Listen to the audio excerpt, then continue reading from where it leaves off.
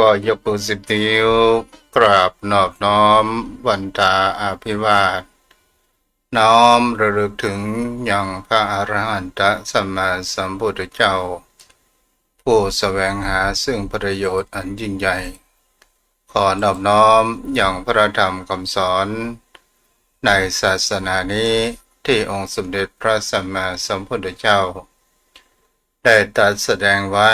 ดีแล้วขอนอบน้อมระลึกถึงอย่างพระสงฆ์สาวกหมู่ใหญ่ผู้มีทิฏฐิอันหมดจดและงดงามโดยเสียงกล่าวของข้าพเจ้าและขอถวายความเคารพนอบน้อมไหว้สามายังครูบาอาจารย์พระเถรานุเถระพระภิกษุสงฆ์สามเณรพระสังฆาธิการสงฆ์สมณศักดิ์บัณฑิตนักปราชญ์ท่านผู้มีความรู้ทุกรูป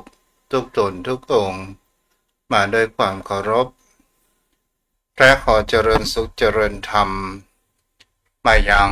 ปอออกไม่ออกศรัทธาอันมีตังป่อหมอนแม่หมอนป่ออุ้ยแม่อุ้ยปีป่านาอาจมป่อจมแม่ท่านผู้ฟังผู้มีบุญทุกท่านที่ติดตามรับฟังธรรมะยามบ่ายทางสถานีวิทยุพระพุทธศาสนาและจริยธรรมจังหวัดเชียงใหม่96 เมกะเฮิรตซ์โดยการส่งลิงก์สัญญาณไปณอาคารสุเทพสุพรหมครุประชาข้างหอพญาเมืองลายใจกลางเมืองเชียงใหม่และจังเจ้าหน้าที่กระส่งขึ้นยังวัดพระธาตุโดยสุเทพราชวรวิหารโดยความเอื้อเฟื้อของผู้อำนวยการใจดีผู้มีความมุ่งมั่นในการเผยแผ่พระพุทธศาสนาพ่อครูบรรลบนามวงพรหมและผู้ปิดทองรองพระคอยเกาดิ้งและส่งสัญญาณไปถึงยังโยมพ่อโยมแม่ท่านผู้นี้ขาดเสียบ่ได้คือท่านพระอาจารย์พระมหาประสิทธิ์ประสาธิโกผู้คอยเกาดิ้งและส่งสัญญาณไปถึงยังโยมพ่อโยมแม่ท่านผู้ฟังที่อยู่อย่างบ้านอย่างจองธรรมะมาแล้วเด้อรายการธรรมะยามบ่ายมาสู่ยังโยมพ่อโยมแม่โดยตนตัวอาตมาภาพพระครูไพศาลสุตกรเจ้าอาวาสวัดทุ่งพระเกศตำบลหนองหานอำเภอสันทรายจังหวัดเชียงใหม่ก็มาอยู่เป็นประจำทุกวันจันทร์และวันอังคารออกในนามของคณะสงฆ์จังหวัดเชียงใหม่และในนามคณะสงฆ์อำเภอสันทรายในการเผยแผ่โดยมีหลวงพ่อท่านพระครูโกศลธรรมวิจัยอธิบดีสงฆ์อำเภอสันทรายเป็นต้นเป็นประธานโยมพ่อโยมแม่วันนี้เราก็มาอยู่กับกันประมาณชั่วโมงโดยประมาณกับเวลาวันเวลานั้นผ่านไปเป็นสิ่งที่คนเฮานั้นก็จะต้องเผชิญเจออุปสรรคปัญหาสิ่งที่มันเข้ามาอย่างประสาททั้งห้าของบุคคลเฮาก็คือตาหูจมูกลิ้นที่มันเข้ามากระทบก่อให้เกิดแห่งคำว่าอารมณ์บางครั้งบางคราวคนเฮาเมื่อ สิ่งที่สมหวังสิ่งที่ตามความคาดหมายเราก็เกิดความสุขและเกิดความร่งใจเกิดขึ้นบางครั้งบางคราวสิ่งที่เราผิดหวังสิ่งที่เราเสียใจเหมือนดังที่เราคิดมันก็เกิดแห่งความเสียใจทีนี้เป็นสิ่งที่บุคคลเราก็หู้แล้วว่าสัจธรรมรักธรรมขององค์สมเด็จพระสัมมาสัมพุทธเจ้านั้นก็เพื่อที่จะให้เราเรียนรู้แห่งความจริงของวิถีชีวิตก็คือกฎของพระไตรลักษณ์อนิจจังทุกขังอนัตตานี้เป็นหัวใจของวิถีชีวิตและธรรมชาติของบนโลกใบนี้สถานญาติโยมวันนี้เราก็มาอยู่กับกันในวันนี้จะมาอู้ในเรื่องสิ่งที่คนเรานั้นเกิดแห่งคำว่าถึงอย่างใดก็ตามสิ่งที่คนเรานั้นจะต้องเผชิญเจอรักแห่งความจริงเพื่อนเขาว่าระบบกฎเกณฑ์ของธรรมชาติระบบกฎเกณฑ์ของธรรมชาตินี้มันบ่สามารถที่จะติดสินบนใดๆนั้นได้ทั้งสิ้นระบบกฎเกณฑ์ของธรรมชาตินั้นก็คือความเกิดขึ้นตั้งอยู่และดับสลายไปและแถมประการหนึ่งสถานญาณโยมทั้งหลายความเกิดขึ้นตั้งอยู่และดับไปมีสิ่งองค์ประกอบที่บุคคลเหล่านั้นหันอยู่สม่ำเสมอก็คือความแก่ความเจ็บและความตายและสิ่งที่บุคคลเหล่านั้นกลัวมากที่สุดนั้นก็คือภัยอันใหญ่หลวงก็คือภัยแห่งคำว่ามรณะศรัทธาญาติโยมทั้งหลายถ้าหาโอ้ในสิ่งนี้เรานั้นจงได้เรียนรู้แห่งคำว่าทำไมพระพุทธองค์ถึงบุคคลเหล่านั้นเจริญแห่งคำว่ามรณานุสติเพื่ออันยังเล่าก็จะได้อุสธาญาติโยมในที่นี้ในความเป็นประเด็นนั้นอุปมาโยมพ่อโยมแม่ได้รับฟังกันถ้าเราเข้าใจว่าแขกที่มาอย่างบ้านอย่างจองของเราก็ถามเป็นสิ่งที่บุคคลเรานั้นจะหันได้ว่าแขกที่เข้ามาเยือนบ้านแล้วสิ่งที่เราบ่อยากจะต้อนรับก็คือแห่งเขาว่าแขกผู้มีภัยอันเป็นแห่งเขาว่าถ้าเอาอุปมาก็คือคนที่เรารังเกียจที่เราบ่อยากจะเข้าบ้านเข้าช่องเรามาแต่บุคคลนั้นถึงจะเป็นสิ่งที่คนเรานั้นอยากจะหลีกหนีจะหนีภัยแห่งสิ่งที่คนเราบ่ชอบแขกบุคคลนี้แขกที่มาแอบซ่อนมาสิ่งที่เราหันบางครั้งบางคราวคนเรานั้นก็ทำให้เป็นความเฉยเมยมามีความสนใจเกิดขึ้นแขกผู้มีภัยคนนี้เนี่ยก็คือแห่งเขาว่าความตายศรัทธาญาติโยมทั้งหลายหรือว่าภัยแห่งมรณานุสติจึงจะเป็นแขกที่บุคคลเหล่านั้นมีความขวบอยากที่จะได้บ่อยากที่จะต้อนรับมันก็เป็นสิ่งที่จะหลีกเล้นเฮาก็จะหันได้ว่าถึงเฮาประสนใจมันก็มีการเงาที่มีความแอบซ่อนฝั่งนั้นอยู่เกิดขึ้นถ้าวันเวลานั้นผ่านไปศรัทธาญาติโยมทั้งหลายเมื่อบุคคลเหล่านั้นถึงแห่งความเจ็บความบ่สบายแล้วความแก่แล้วก็จะก่อให้เกิดคนเหล่านั้นจะหนีภัยแห่งความแก่ความเจ็บและความตายเหล่านี้เหมือนกันทุกคน เอาไปอยากประจนเจอทูตแห่งความตายเอาเป็นสิ่งที่บุคคลเฮานั้นจะหันบุคคลเฮานั้นจะมีความนึกคิดปกปิดในแห่งความจริงอยู่เสมอไปความจริงสิ่งที่คนเฮาปกปิดกันนั้นก็คือความแก่ศรัทธาญาติโยมทั้งหลายเฮาจะหันได้ว่าวิถีชีวิตของคนเฮานี้เนี่ยพยายามที่จะปกปิดความแก่บางอย่างที่จะเกิดขึ้นความเปลี่ยนแปลงอย่างผิวพรรณของบุคคลเฮาก็ตามเฮาพยายามหาครีมหาสิ่งที่จะมาประเนียนผิวหรือว่าทาผิวของเฮาที่การหยาบก้านให้มันนั้นมีความอ่อนนุ่มเยาว์วัยเกิดขึ้นและทีนี้ศรัทธาญาติโยมทั้งหลายถึงเฮาจะปกปิดอย่างใดก็ตามแต่ความจริงมันก็จะต้องเปิดเผยในวันใดวันหนึ่งแม้กระทั่งร่างกายของคนเฮาก็ตามศรัทธาญาติโยมทั้งหลายและก็เป็นสิ่งที่บุคคลเฮานั้นก็มีความเปลี่ยนแปลงอยู่สม่ำเสมอแล้วเฮาอู้ต่างภายนอกกันเนาะต่างภายนอกนี่เฮาพยายามจะปกปิดผมที่คนเฮานั้นมีงอก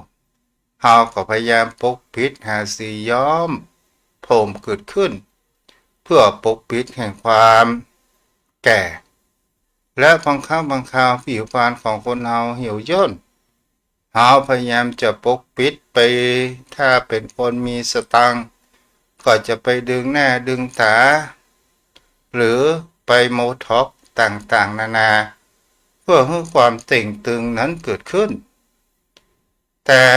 มันก็ไม่สามารถที่จะปกปิดได้ในร่างกายของคนเฮานั้นถึงร่างกายผิวพรรณของเฮาดีแต่น้ำเสียงภายในของเฮานั้นมันก็จะบ่งบอกแห่งความแก่มีเสียงแห่งความสั่นเครือนั้นเกิดขึ้นตลอดจนถึงในร่างกายของคนเฮาพยายามจะออกกำลังเพื่อที่จะไม่ให้โรคภัยไข้เจ็บมาเบียดเบียนแล้วคนเฮานั้นมันก็จะต้องเผชิญเจอโรคภัยแห่งไข้เจ็บอย่างใดอย่างหนึ่งซึ่งมันเป็นสิ่งที่หลีกเลี่ยงนั้นบ่ได้สิ่งที่คนเฮาจะเรียนรู้ในสิ่งเหล่านี้เฮาก็จะต้องค้นคว้าและศึกษาธรรมะเพื่อที่จะผ่อนคลายแห่งความยึดมั่นถือมั่นนั้นเกิดขึ้นเรามาอู้ถึงความตายศรัทธาญาติโยมทั้งหลาย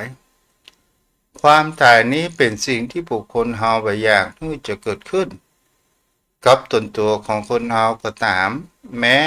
กระทั่งบุคคลรอบข้างแม้กระทั่งสัตว์สิ่งหิ่งห้อยก็ตามที่อยู่ใกล้ตัวของเฮาก็เลยทำเป็นสิ่งที่บุคคลเฮานั้นหันได้ว่ามันก็พยายามเป็นสิ่งที่บ่สามารถที่จะหลีกเลี่ยงภัยสิ่งเหล่านี้เกิดขึ้นได้ในชีวิตของคนเฮาพยายามจะปกปิดแม้กระทั่งบางครั้งบางคราวก็รู้ว่าในวิถีชีวิตของคนเฮานี้เนี่ยบางครั้งบางคราวเมื่อมันถึงคราวแล้วกลับไปเปลี่ยนแปลงไปเอาร่างกายของเฮานี้ถึงจะไปอยู่โรงพยาบาลแม้ว่าคุณหมอนั้นเป็นผู้ที่ชุดร้างแห่งวิถีชีวิตของคนเฮาหมอตายบางครั้งบางคราวเฮาก็บ่สามารถที่จะหลุดพ้นไปได้แม้กระทั่งคุณหมอก็พยายามที่จะเป็นแห่งคำว่าถึงที่สุดของชีวิตและคุณหมอนั้นเป็นผู้รักษาบางครั้งบางคราวหมอก็เป็นสิ่งที่บ่สามารถหลีกเลี่ยงแห่งความเจ็บความบ่สบายเกิดขึ้นกับตนตัวของเรานั้นได้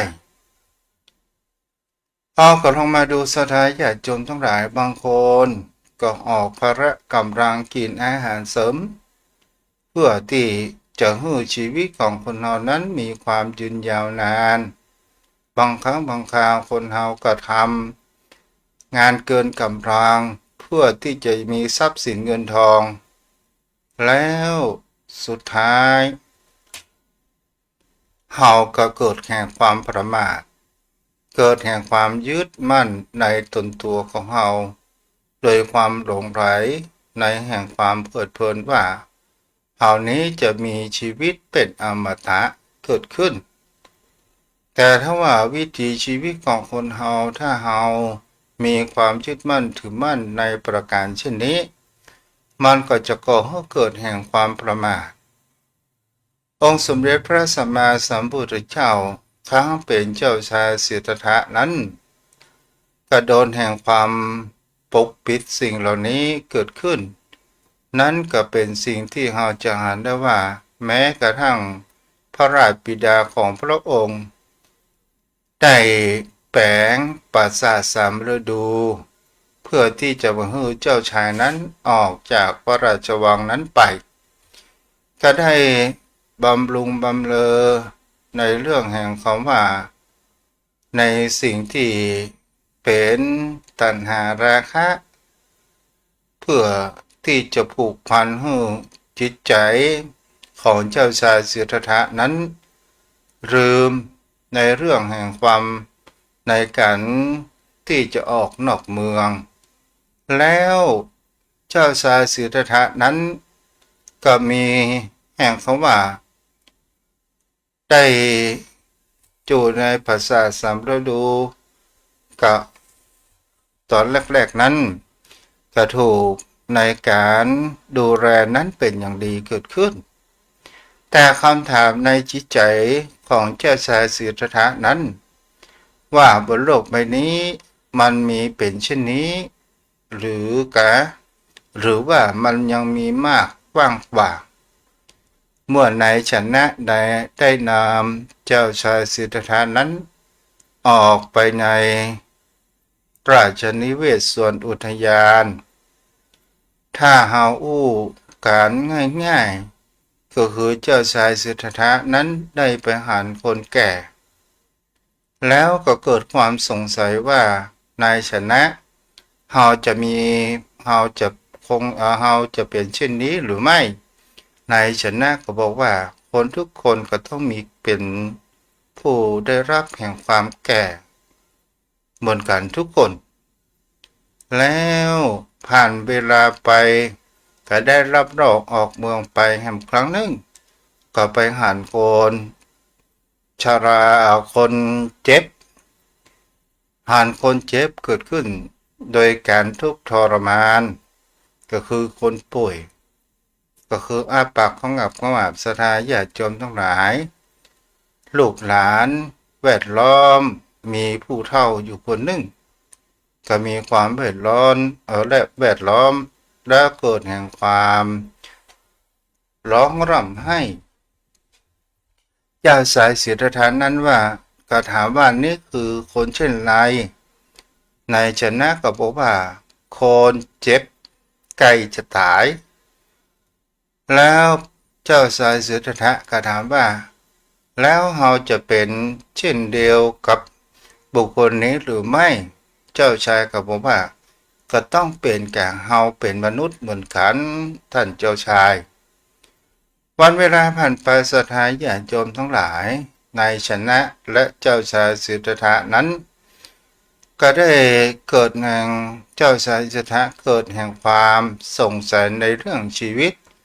ก็ได้ออกไปในส่วนอุทยานแห่งครั้งหนึ่งก็ได้ไปหันคนตายมีคนร้องไห้ก็คือคนที่มีความเจ็บนั่นแหละแล้วก็ได้ไปดูและก็เห็นว่าคนที่มีความร้องไห้สะอึกสะอื้นไปต่างๆนานานั้นก็คือเป็นสิ่งที่จะหันได้เจ้าชายสิทธัตถะก็ถามนายชนะด้วยความบรู้ก็ถามว่าเขาร้องไห้ทำไมนายชนะก็บอกว่า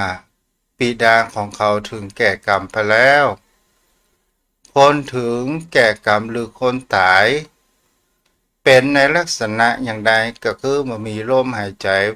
พระเจ้าค่ะแล้วเจ้าสายจุฑะนั้นก็ได้ถามไปหาว่าเราจะเป็นเช่นนี้หรือไม่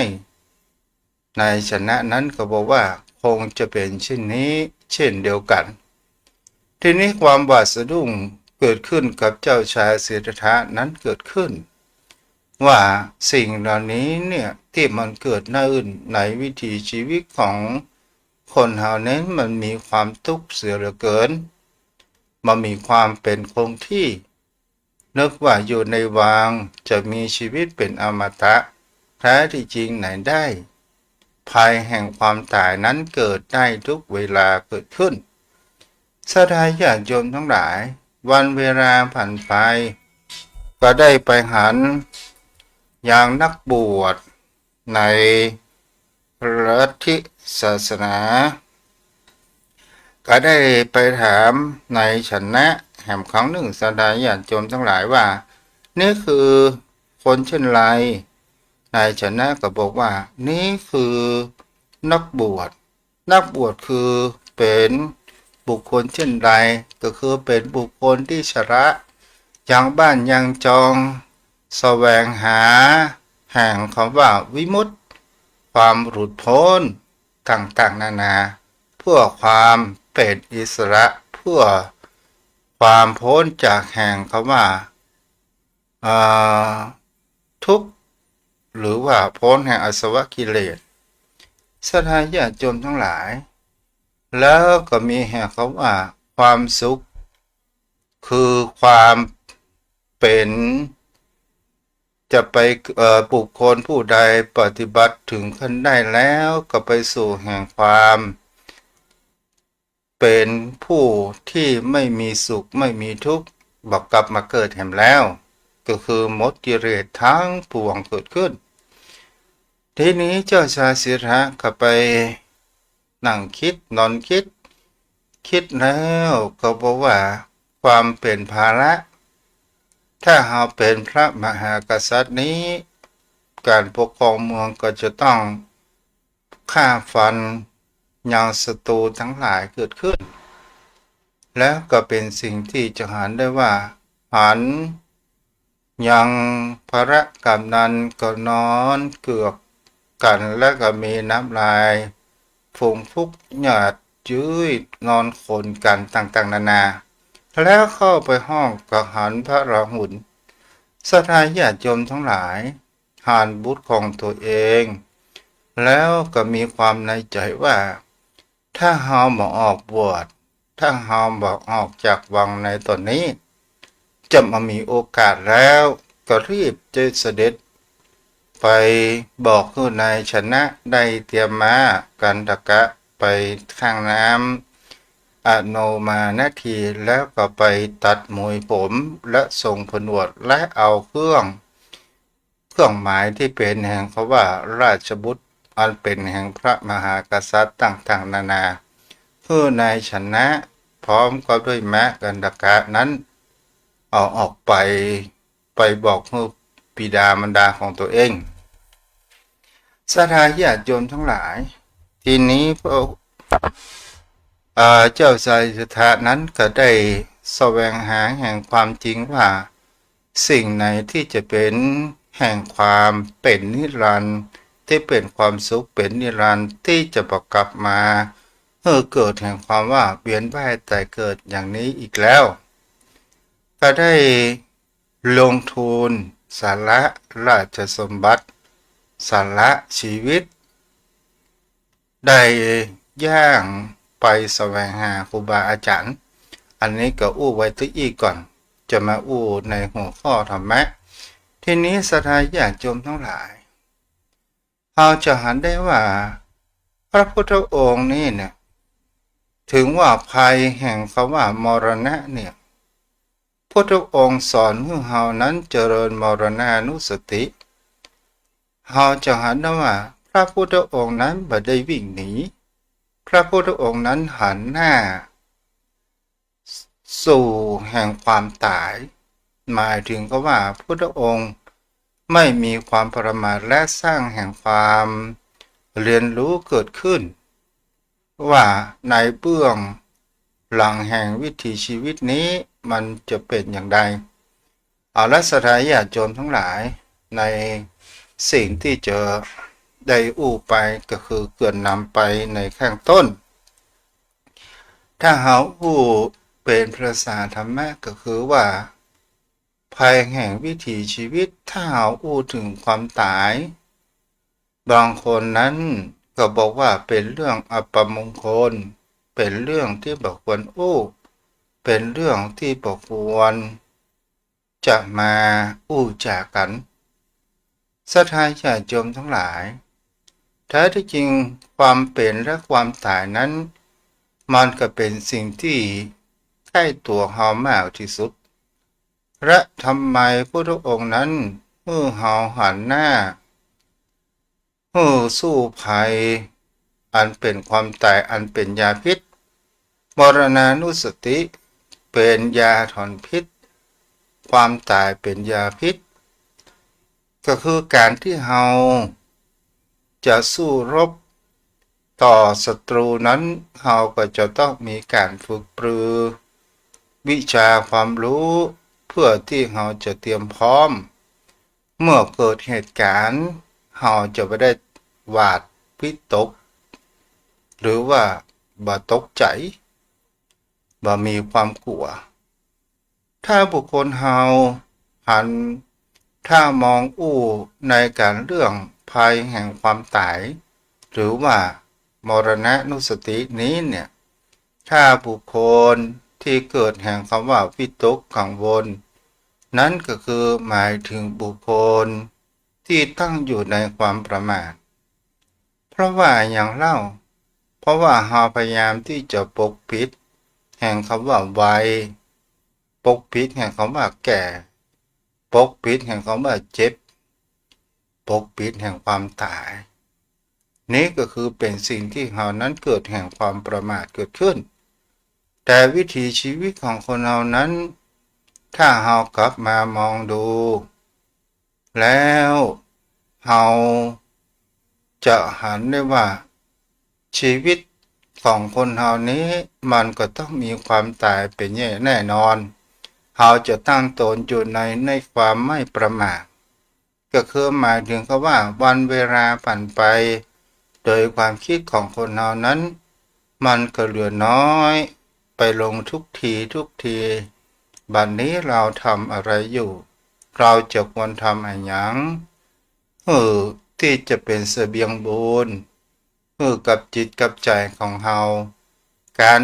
เจริญมรณานุสติเพื่อที่จะเป็นการผ่อนคลายแห่งความยึดมั่นถือมั่นนั้นเกิดขึ้นศรัทธาญาติโยมทั้งหลายในครั้งพระพุทธกาลนั้นเมื่อองค์สมเด็จพระผู้มีพระภาคเจ้าประทับณวัดพระเชตวันมีพระเจ้าประเสนาธิโกศลนั้นก็เข้ามาเฝ้าทุกครั้งจะมาในตอนเย็นวันนี้พระเจ้าประเสนาธิโกศลนั้นมาในกลางวันเมื่อพระพุทธองค์หันพระมหากษัตริย์ก็บอกได้ตรัสถามว่าเจริญพรมหาบพิตรวันนี้ยังมาแปลกมาตอนกลางวันพระเจ้าประเสนาธิโกศลก็ได้ทูลบอกกล่าวความในใจว่าข้าพเจ้านั้นมีความอยู่ในแห่งความประมาทในวัตถุสมบัติต่างๆนานาเกิดแห่งความเร่าร้อนหมายถึงเขาว่าถ้าข้าพเจ้าตายนี้ราชสมบัติจะเป็นของภายอย่างนี้เป็นต้นก็เกิดแห่งความสิ่งที่เพื่อที่จะมาปรึกษาอย่างพระพุทธองค์พระองค์นั้นก็ได้บอกว่าเจริญพรมหาบพิตรถ้ามีภูเขาแห่งทึบสูงเทียมฟ้ามาทั้งสี่ทิศแล้วปลดขยี้ผู้คนทั้งหลายจะเป็นกษัตริย์พราหมณ์แพทย์สูตรคนเก็บของอย่างคนเก็บมูลฝอยควรจะทำอย่างไรพ พระเจ้าประเสนที่โกศลก็บอกว่าถ้าหูว่าบ่รอดแล้วเราก็จะต้องทำสิ่งที่ดีๆก็คือทำบุญกุศลเพราะว่าเวลามันเหลือมันเหลือน้อยเพราะน้องว่านั้นก็คือเป็นสิ่งที่พระเจ้าประเสนที่โกศลก็ได้อู้ว่าเหมือนภัยธรรมชาติที่คนเรานั้นบ่สามารถที่จะหลีกเลี่ยงได้ฉะนั้นศรัทธาญาติโยมทั้งหลายภายแห่งกรรมรณานุสตินั้นก็เป็นประการสิ่งที่เหมือนภูศิราแห่งทึบส่งเทียมฟ้าพุทธกยี่ผู้คนความตายก็เช่นเดียวกันศรัทธาญาติโยมทั้งหลายมันบดกยี่เกินไปสู่ทุกสิ่งทุกอย่างมันก็มามีแห่งเขาว่าคุณจะเป็นอันยังก็ตามจะเป็นกษัตริย์จะเป็นพระสงฆ์องค์ข้าเจ้าจะเป็นผู้รากหมากดีจะเป็นเศรษฐียาจกวันนี้พวกขอทานก็ตามตอนสุดท้ายก็บ่สามารถที่จะหลีกพ้นสิ่งเหล่านี้ได้แต่บุคคลผู้มีตั้งอยู่ในความไม่ประมาทก็ถือว่าเป็นบุคคลที่จะได้ทำคุณงามความดีนั้นเกิดขึ้นถ้าบุคคลเฮานั้นเนี่ยทำไมเฮาจะต้องถึงมีการเจริญมรณานุสติเป็นธรรมที่องค์สมเด็จพระสัมมาสัมพุทธเจ้าได้ตรัสไว้เพื่อที่เมื่อเฮามีความวิตกกังวลเพื่อให้เฮานั้นมีสติเพื่อให้เฮานั้นบ่มีความประมาทและประโยชน์อย่างเล่าที่จะทำให้เฮาได้การที่บุคคลเฮานั้นเจริญมรณานุสติก็คือทำลาย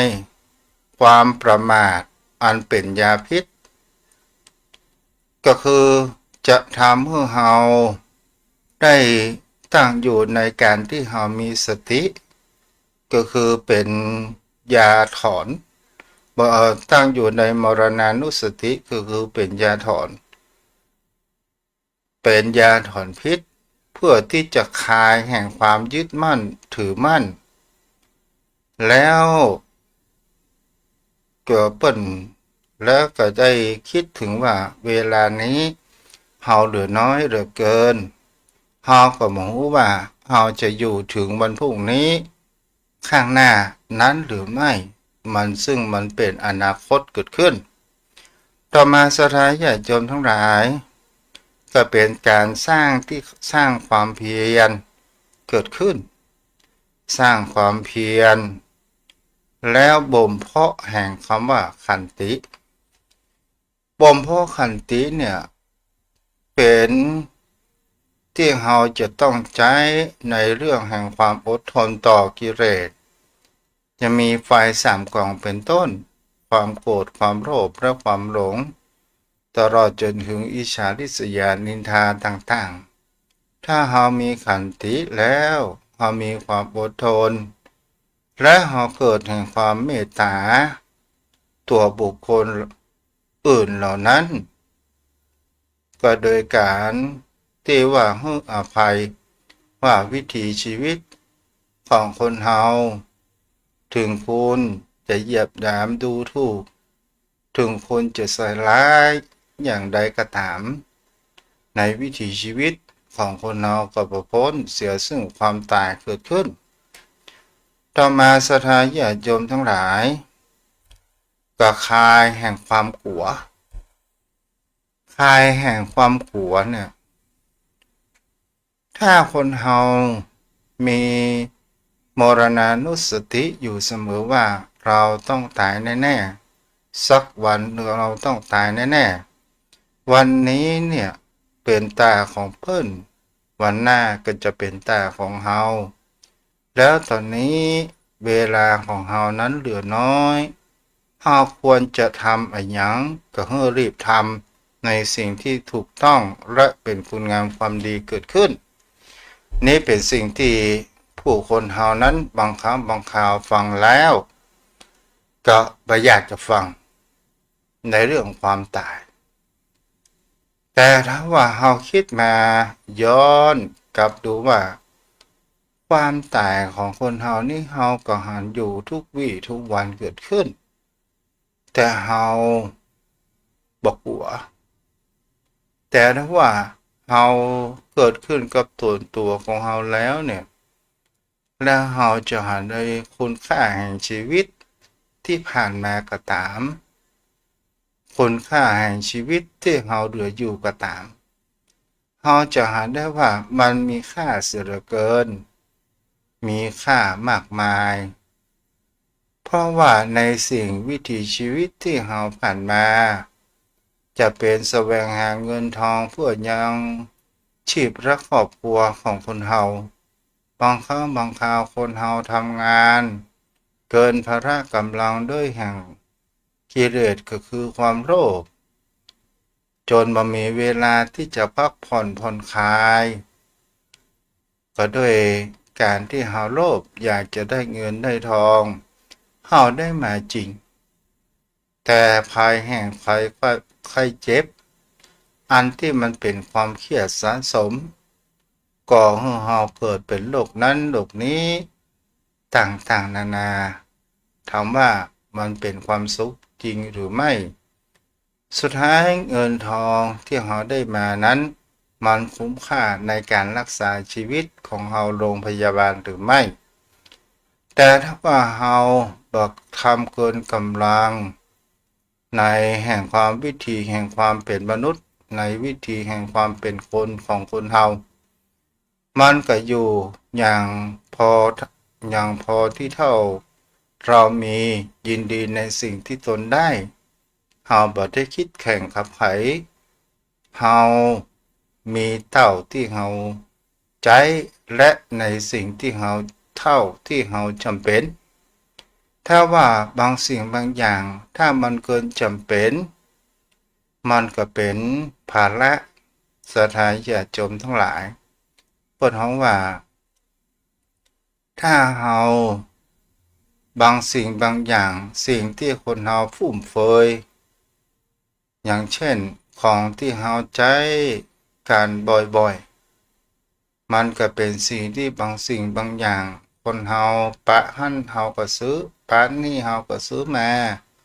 ต่างๆนานาแต่เราได้ใช้จริงๆจังๆกี่ครั้งกี่วันกี่ปีมันจำเป็นหรือไม่อย่างกับเสื้อผ้าก็ตามเราก็ลองดูสังเกตชุดที่เราใส่ชุดที่เรารักเราใส่ทุกๆวันชุดที่เราใส่เป็นบางครั้งบางปีเราก็ไม่ได้ใส่นั่นก็เป็นสิ่งที่คนเรานั้นจะเห็นว่ามันก็ฟุ่มเฟือยเกิดขึ้นฉะนั้นเนี่ย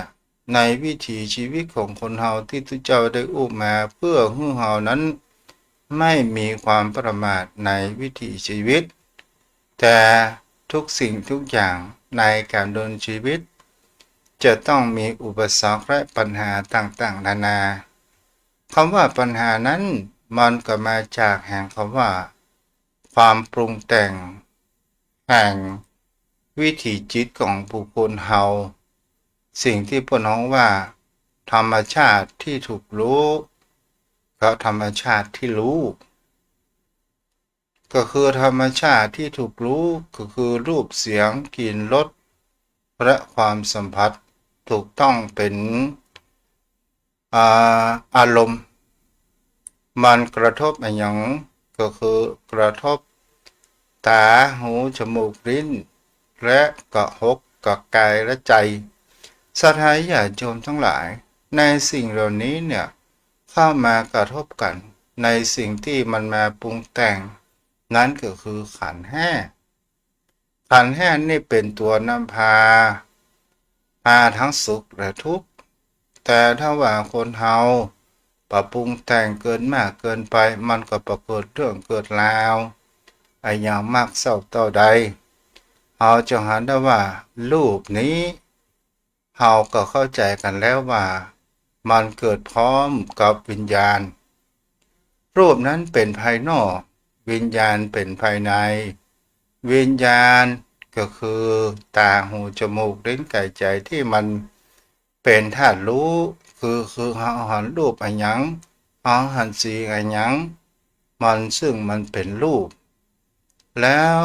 เวทนาก็เป็นตัวแห่งคำว่าความรู้สึกเกิดขึ้นความรู้สึกนี้เป็นสิ่งที่ก่อให้เกิดสุขก็ได้ทุกข์ก็ได้บ่สุขบ่ทุกข์นั้นก็ได้สิ่งที่คนเฮานั้นแห่งประการหนึ่งสัญญาก็คือความจำได้ไม่รู้เหมือนดังพิมพ์เขียวสังขารเป็นตัวปรุงแต่งตัวนี้แหละเป็นตัวสำคัญมากที่สุดบางครั้งบางคราวเฮาปรุงแต่งว่านี้ตัวของกูนั้นของกูนั้นทรัพย์สินสมบัติของกูแล้วสุดท้ายจริงหรือไม่ว่าเป็นของกูถ้าเป็นของกูเฮาก็ต้องเอาไปตุยได้ถ้าเป็นของกูตัวของกูเฮาก็จะต้องสั่งบ่ให้มันตายได้แท้ที่จริงแล้วมันก็มีแต่ความว่างเปล่าสิ่งที่คนเฮาจะบ่มเพาะเชื้อเมล็ดพันธุ์ที่ดีก็คือบุญและบาปตั้งอันอยู่ในจิตวิญญาณของเฮาที่เฮาว่าในวัฏสงสารเวียนว่ายตายเกิดเฮาบ่มเชื้อชนิดไหนเฮาก็จะไปงอกเงยในถิ่นที่ถ้าเฮาบ่มเชื้อเมล็ดพันธุ์ที่บดีมันก็จะไปเกิดที่ผสมบูรณ์ถ้าเฮาบ่มเชื้อในเมล็ดพันธุ์ที่ดีมันก็เกิดไปในที่อุดมสมบูรณ์มีปุ๋ยพร้อมน้ำพร้อมอย่างนี้เป็นต้น วันนี้ก็ขออนุโมทนากับสดาญาติโยมที่ได้ทำบุญค่าเน็ตค่าโทรศัพท์มีตังแม่วรีกระเสมพัน500ปุญญาบารมีแม่สีภัยบ้านสันเมือง500ปุญญาบารมีแม่อารีสดับ150ปุญญาบารมีแล้วแม่จันเปง200ปุญญาบารมีขออนุโมทนาบุญตัวเด้อวันนี้ผู้ที่ตามเฟซบุ๊กมีน้าน้องคนเดิมผู้เดียวที่รับชมรับฟังทางโทรศัพท์มีแม่หอมป่าซางโยมพ่อโยมแม่วันพรุ่งนี้ก็เป็นวันพระเป็นวันพระเป็นวันที่12สิงหาเป็นวันแม่แห่งชาติเป็นวันพระราชสมภพของสมเด็จพระนางเจ้าสิริกิติ์พระบรมราชินีนาถ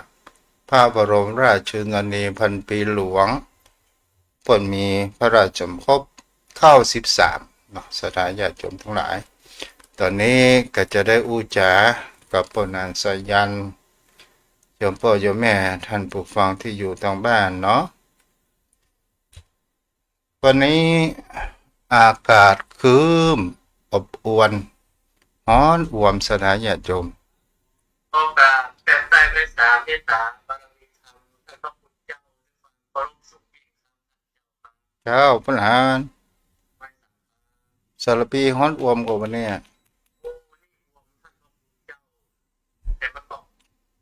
มันจะรวมตัวไม่จะมีผลตกต่อไปเลยเจ้าโอ้เปิ้นบ่ามีช่วงกลางคืนนี่นะโอ้อุตุนะบ่ใช่ตัวตุทายนะอุตุพยากรณ์พยากรณ์กันเจ้าทำพยากรณ์ท่านพระคุณเจ้าเจ้ามันถ้าภาษาไทยเราตามความเข้าใจนี่คาดคะเนหรือว่าเดาเอาแล้วท่านเจ้าเนาะเจ้าถูกต้องล่ะแต่ว่าถ้าเป็นภาษาบาลีมันแปลว่าการกระทำให้สิ้นความสงสัยนะท่านเจ้าก็คือความจริงพยากรณะเนาะการทำให้สิ้นไปถึงความสงสัยก็คือความจริงแต่ว่าภาษาไทยเอาเปิดมาใจแต่เอาใจเขาว่าคาเนหรือว่าเดาเอาท่านเป็นโต๊ะก็ได้เป็นโต๊ะก็ได้ท่านพระพุทธเจ้าพูดถึง ภาษาไทยกับภาษาบาลีบางครั้งบางคราวมันมาเหมือนกันอย่างเขาว่าเราเปิดมาใจในอืมความจริงภาษาบาลีนะเปิดมีอันละมีหลักเล่าถึงภาษาเปิดมีชาติแปลโดยตรงเปิดแปลโดยตรงแล้วความหมายเปิดโดยตรงแต่เอาของเปิดมาใจเอาใจในความหมายที่ผิดและอย่างหลายอันเนี่ยอย่างสัพพเวสีอ่ะเอาพอไปในทางที่บดีอ่ะเขาคิดว่ามันเป็นผีเล่ร่อนเนี่ยความเข้าใจของท่านเจ้าแต่ที่จริงแล้วมันคือการแสวงที่เกิดหรือวิญญาณที่รอการเกิดแม้แต่พระที่นั้นมันยังเป็นสิ่งน่าสนใจพระผู้บรรลุธรรมชั้นราคามี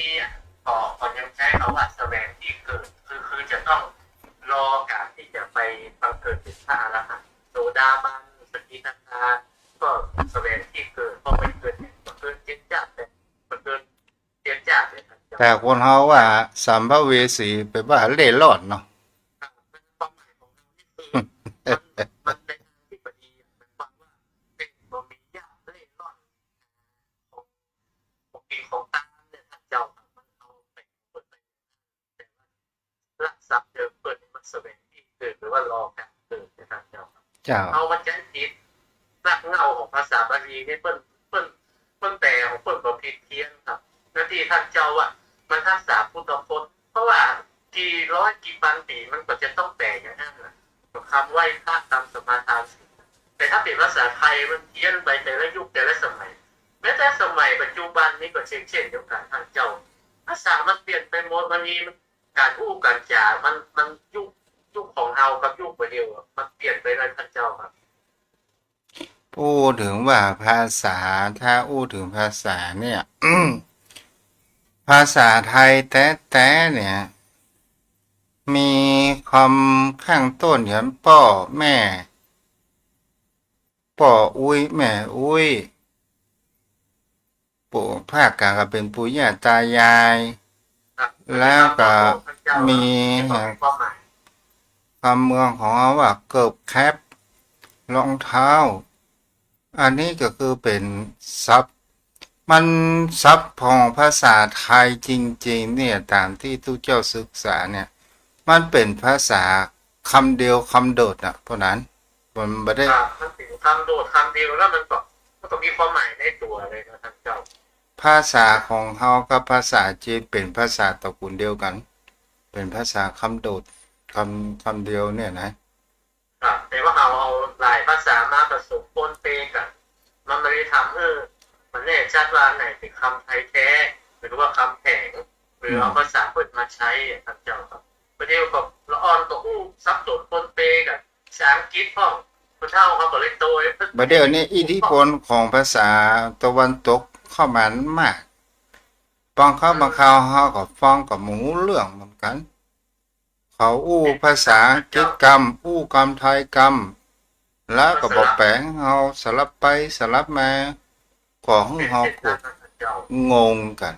งงที่เราก็ฟังแบบคิดอ่านไว้ไอ้อย่างกับซอฟต์พาวเวอร์น่ะก็เนาะให้อย่างซอฟต์พาวเวอร์มันหลายอย่างพระพุทธเจ้าที่เขาภาษาอังกฤษมาใช้ยังไม่ได้นะครับอัปเดตยังไม่ได้ข้อมูลใหม่ข้อมูลอย่างหลายอย่างที่เราฟังปุ๊บจะพูดวายอันใดเป็นกรรมเป็นอย่างแปลว่าจะได้จ้ะข้อมูลแบบนี้มันย่อโลกเข้ามาจ้ะถ้ามันก็ติงเอามาอู้เรื่องธรรมะดีกว่าเนาะเพราะนานอู้ในเรื่องขันธ์แห่ที่พระพุทธองค์เปรียบอุปมาได้ก่อนเป็นเช่นนั้นนะครับ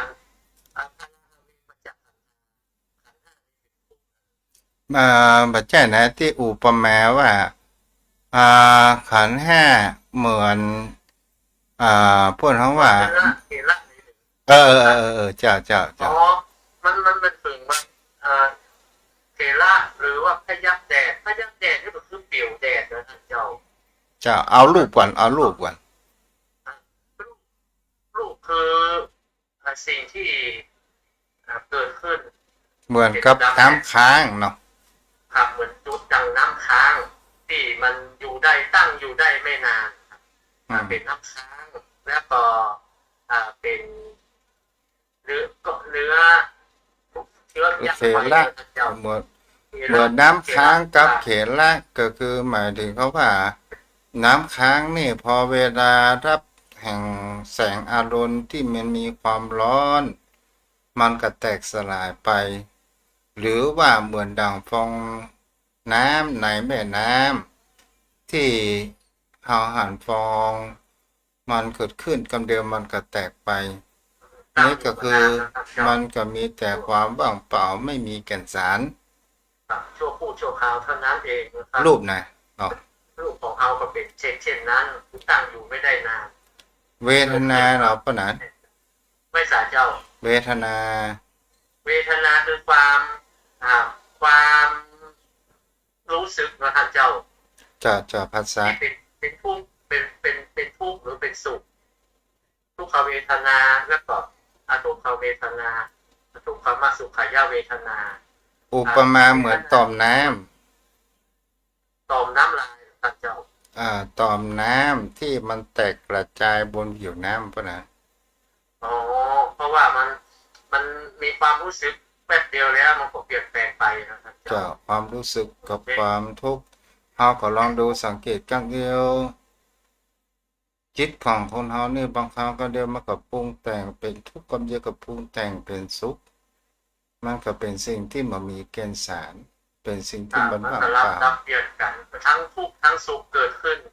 ถึงแม้มันจะเกิดขึ้นคนละครั้งมันจะเกิดขึ้นพร้อมเดียวกับมันได้คำว่าทุกข์และสุขแต่มันอาจจะซับกันไปซับกันมา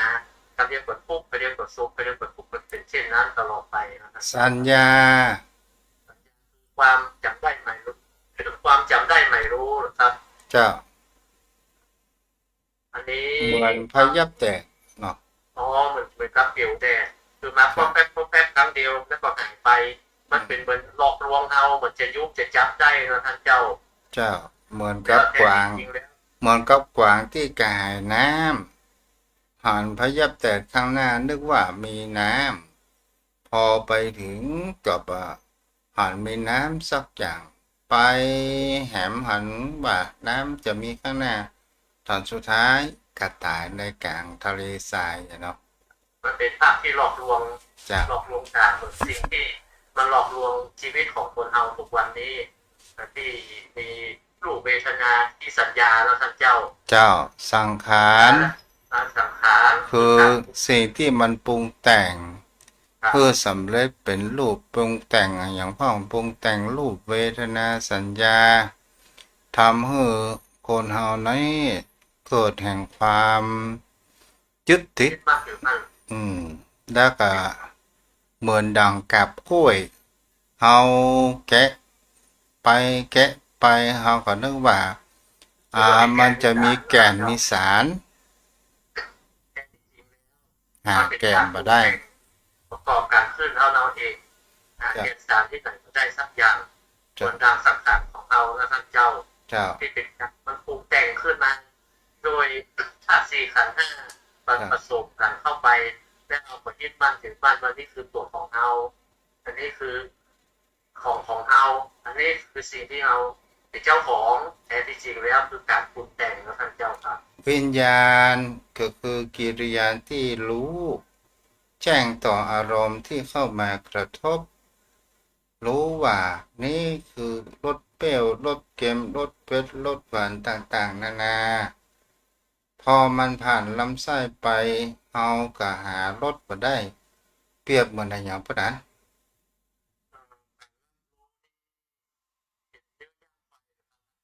มายากลเจ้า ออกมายาที่หลอกลวงนะท่านของเจ้า เจ้ามายากล ที่มันหลอกลวงเอาว่าแท้ที่จริงแล้วมันผ่านจุดที่รับรู้ได้อย่างหูได้ยินฟังแล้วมันก็สิ้นหายไปสิ้นไป เจ้า ได้รับรู้แล้วมันก็แป๊บเดียวมันก็หายไปสิ้นไปนะครับเจ้าครับ เจ้า แม่ทองคำที่วงคำพิมพ์มาเดอร์เนาะเอารับพวกนั้น เวลาเหลือตัง ญาติโยมญาติโยม จะ5 นาที พอคือการระลึกถึงกันเรื่องความคุ้นเคยกันพอสมควร ควรเข้าพวกผมขอกับแต้ใต้ไว้สาเมตตาธรรมท่านเจ้านะครับเป็นคือคติธรรมคำสอนที่ทางหอนสอนใจที่ควรค่าแก่นำมาพิจารณาในตัวของเราขอกราบขอบคุณด้วยความเคารพจริงท่านญาติธรรมทุกท่านครับวันนี้เราได้ศึกษาธรรมะไปพร้อมๆกันขอทุกท่านได้ถึงสำเนียงและถึงรู้สิ่งที่เราได้ศึกษาการธรรมะคำสอนของสมเด็จพระสัมมาสัมพุทธเจ้าพร้อมๆกันครับขอบคุณครับสวัสดีครับ เจริญพรเด้อเด้อ อ้าวต่างบ้านไผ่จะโทรมาเวลาเหลือนิดหน่อย แต่ก็ยังมีเวลา ก็สามารถโทรมาได้เบอร์โทร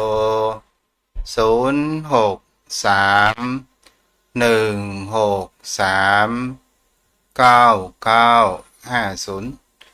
วันนี้ได้อุสาระธรรมไปบ่มากก็น้อยที่เราได้เนาะฮัลโหลเจ้าอ๋อยายนิสาเนาะนี่ถามปาตานจะขอโทษแม่จะบุญรักษาเจ้า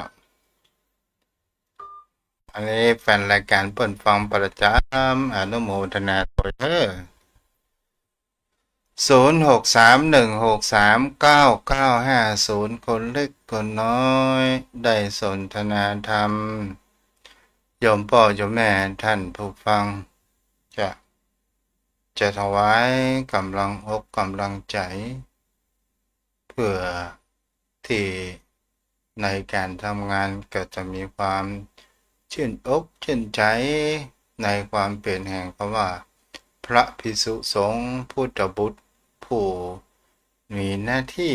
นำหลักธรรมคำสอนของพุทธองค์นั้นมาเผยแผ่เนาะเจริญพรแม่ศรีภัยเจ้าโอนสตางค์ไปคืนเจ้าได้แล้วเจ้าเจ้าบุญรักษาเด้อแม่ศรีภัยบ้านสานเมืองเจ้าอนุโมทนาด้วยแม่เด้อฟังกดมือถือไปก่อน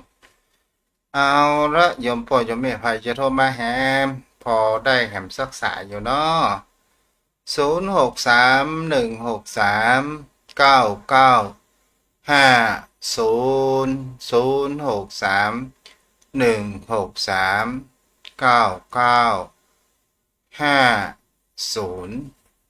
โยมพ่อโยมแม่ท่านผู้ฟังพระพุทธศาสนาเรื่องข่าววัดวาอารามเป็นสิ่งที่ก่อให้เกิดแห่งความตื่นตระหนกแก่ชาวพุทธเนาะว่าโยมพ่อโยมแม่มีความแยกแยะในเรื่องข่าวสารเด้อเพราะว่าทุกสังคมมันก็มีทั้งดีทั้งเลวคนเราจะเลวไปเสียทุกเรื่องไม่มีในโลกคนเราจะดีที่สุดยกเว้นองค์สมเด็จพระสัมมาสัมพุทธเจ้าก็ไม่มีนอกจากนั้นก็ไม่มีฉะนั้นเนี่ยคนเราดีพ่องเสียพ่องสุขพ่องทุกข์พ่องสมหวังพ่องประสมหวังพ่องมันเป็นเรื่องของธรรมชาติถ้าเราฟังข่าวขอให้เราใจพิจารณามีโยโสมนสิการพิจารณาอย่างแยบคายอย่าตีเมาเข่งเด้อปัจจัยลำไยเด้อเนาะสถาญาติโยมวันนี้เพียงแต่นี้กันเด้ออายุวันโนสุขังพระลัง